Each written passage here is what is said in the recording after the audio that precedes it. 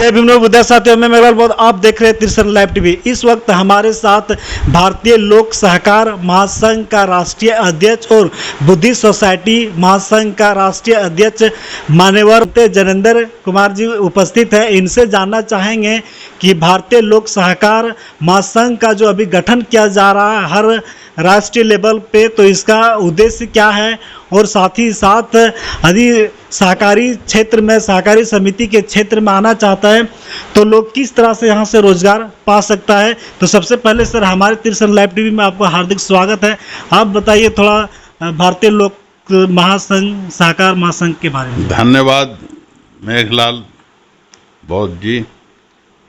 भारतीय लोक सहकार महासंघ राष्ट्रीय पैमाने पर सहकारी संस्थाओं का फेडरेशन है।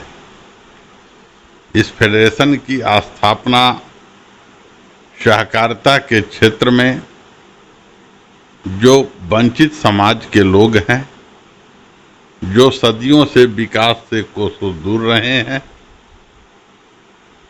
वैसे सहकारी संस्थाओं को एकताबद्ध कर सहकारी माध्यम से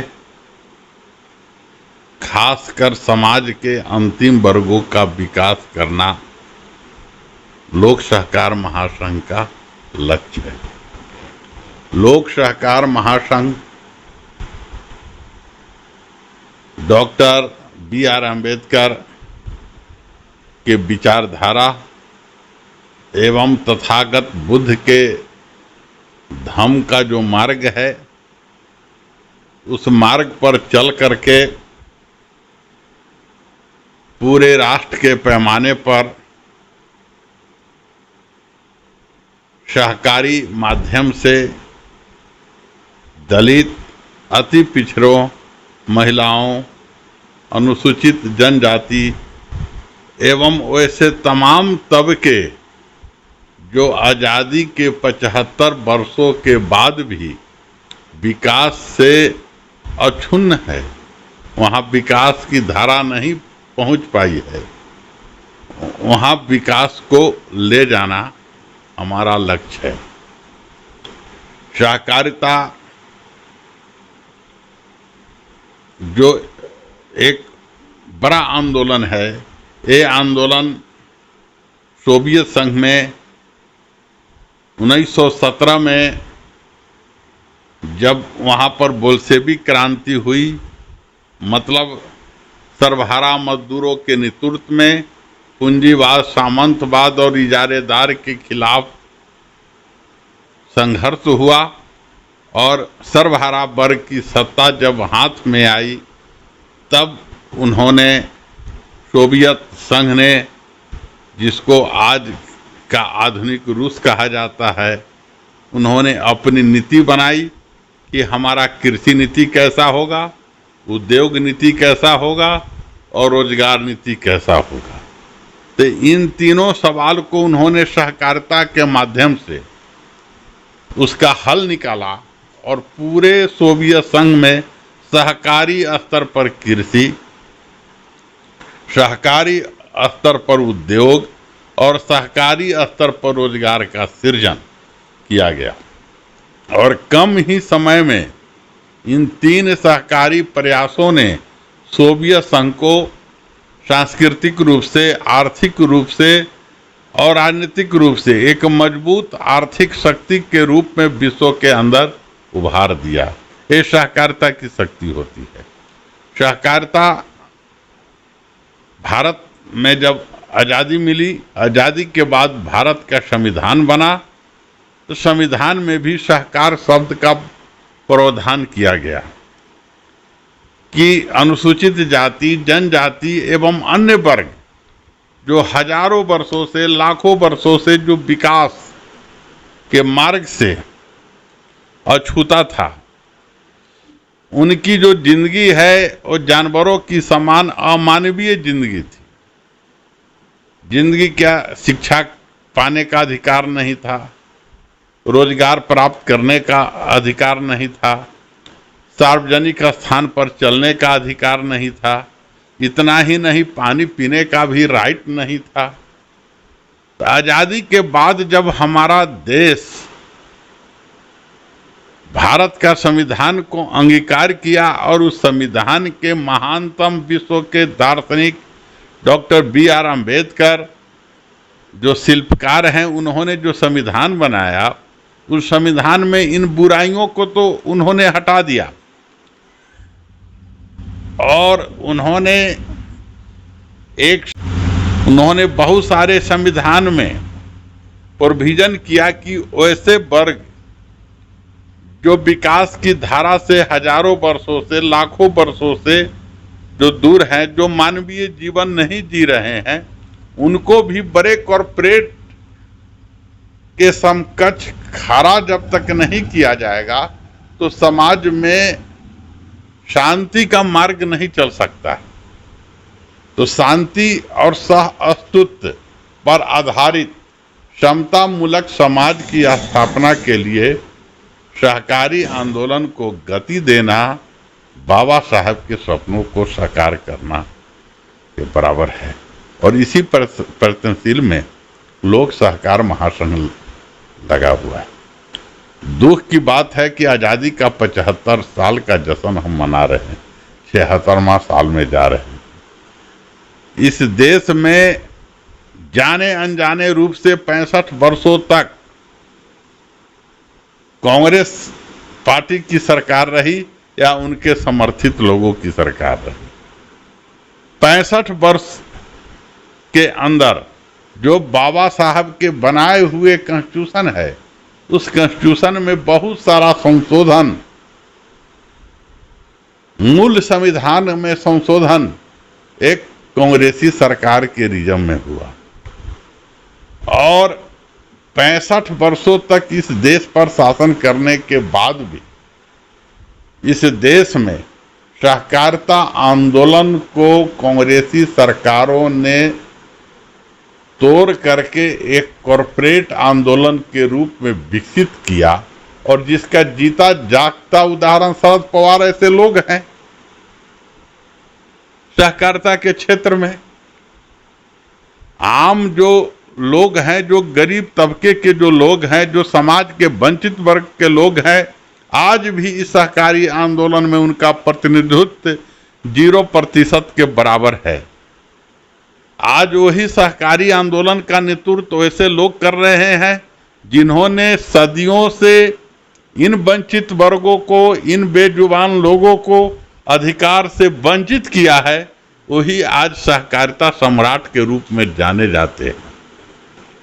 सहकारिता के अंदर जो जनतांत्रिक मूल्य है, उस मूल्य को गला घोटा गया है। आप देखो,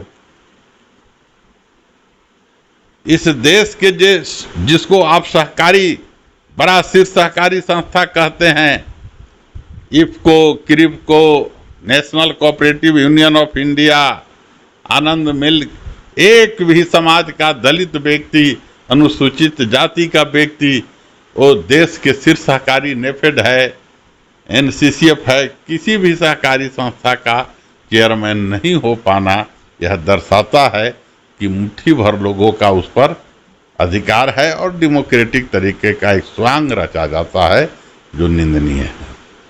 केंद्र सरकार को मैं सराहनीय कदम है कि आज समाज के वंचित वर्गों को जाने का मौका जो मिल रहा है, उन्होंने बड़े बड़े जो सहकारिता आंदोलन के नाम पर जो कॉरपोरेट लोग खड़ा हुआ है, उस कॉरपोरेट को समाप्त करने की प्रयास की जा रही है। और यही प्रयास है कि NCI में, national Cooperative Union of India में वर्षों से अड्डा जमाए हुए लोगों का आज अध्यक्ष पद पर निर्वाचन नहीं हो पाया। आज हम झारखंड राज्य के अंदर देखते हैं, झारखंड में अनुसूचित जातियों के लिए अनुसूचित जाति सहकारिता विकास निगम है, जनजातियों के लिए झारखंड राज्य अनुसूचित जनजाति वेजिटेबल मार्केटिंग कोऑपरेटिव फेडरेशन, जिसको हम वेजफेड बोलते हैं, लघु वन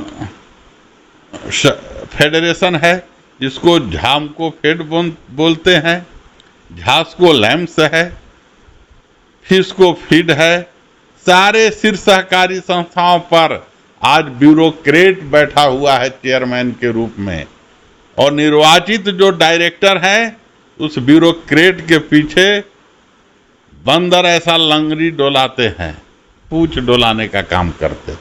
जब तक इन संगठनों पर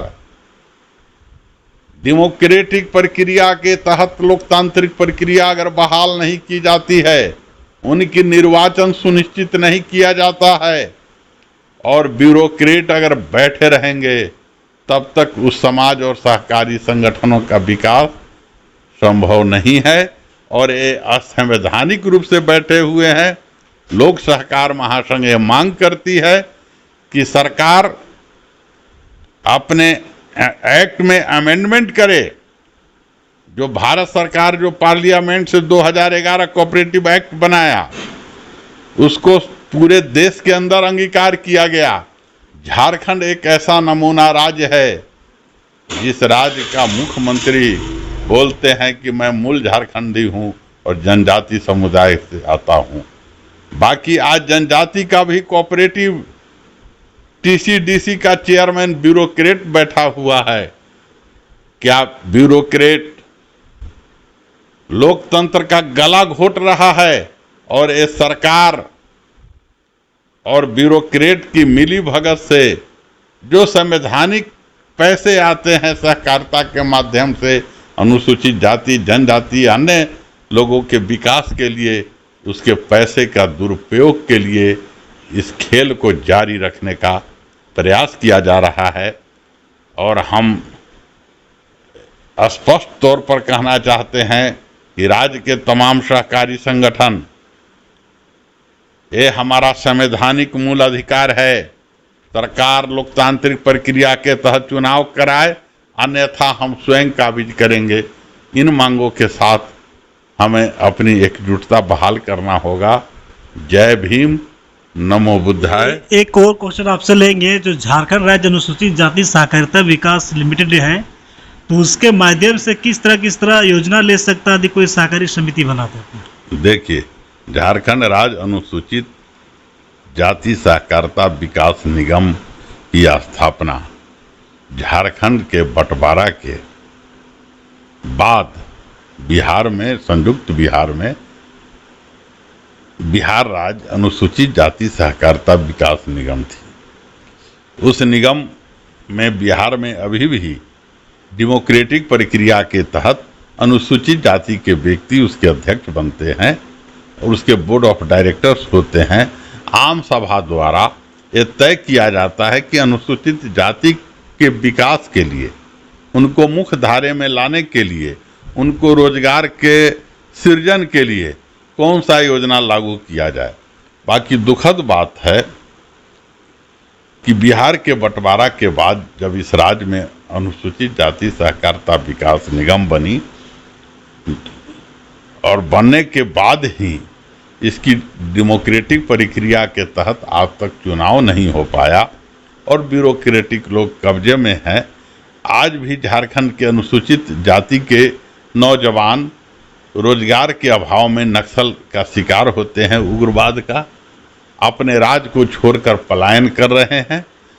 तो सहकारी समिति के माध्यम से रोजगार सृजन का काम होना चाहिए और ये अनुसूचित जाति सहकारिता विकास निगम की स्थापना जिन मूल्यों के लिए, जिन उद्देश्यों के लिए हुआ, वो असफल साबित हो रहा है, क्योंकि उसके योजनाओं की प्रबंधन और क्रियान्वयन एनजीओ और ट्रस्ट के माध्यम से जो किया जा रहा है, तो वो दुखद है। क्योंकि सहकारी समिति जो होता है, अनुसूचित जाति का सहकारी समिति, वो 100% अनुसूचित जाति के सदस्यों का संगठन है और वो ग्रामीण स्तर पर वो तय करेंगे। उनको सर्वे करने का अधिकार होना चाहिए कि योजना किस गांव में कौन सी मूलभूत आधारभूत संरचना का अभाव है, उसको कैसे दूर किया जाए और कैसे रोजगार सृजन के लिए कौन सी योजना लागू की जाए। योजना सहकारी समिति के माध्यम से जब आए प्रस्ताव और उस प्रस्ताव को लागू अनुसूचित जाति सहकारिता विकास निगम करे, तब वो धरातल पर उतरेगा। ये प्रयास की जा रही है। प्रयास करने के लिए सहकारी संगठनों में जागरूकता जरूरी है। इस राज्य के अनुसूचित जाति के संगठनों में जागरूकता का अभाव है। उसके लिए लोक सहकार महासंघ कार्यशाला करती है, उनको सहकारी अधिकारों के प्रति प्रेरित करती है, उन्हें हर प्रकार से प्रशिक्षण कर एक योग्य और कुशल सहकारी संगठन के निर्माण की भूमिका बनाने में योगदान करती है। तो अनुसूचित जाति सहकारिता विकास निगम अभी भी असफल है योजनाओं के कार्यान्वयन में, क्योंकि योजना ऊपर से सचिवालय से निर्धारित होती है। उसका फलीभूत जो जनता के लिए ज़रूरत है, जो लोगों के लिए ज़रूरत है, वो नीचे से प्रस्ताव मांगनी चाहिए सहकारी संगठनों से, तब वो ज़्यादा प्रासंगिक होगा और ज़्यादा कैपेबल होगा। ये हमारी सुझाव है, इस सुझाव पर अमल करना चाहिए। चलिए, धन्यवाद सर। हमारे जो दर्शक हैं, आप लोक सहकार महासंघ के बारे में आप क्या सोचते हैं, हमारे कमेंट बॉक्स में अवश्य प्रतिक्रिया दें।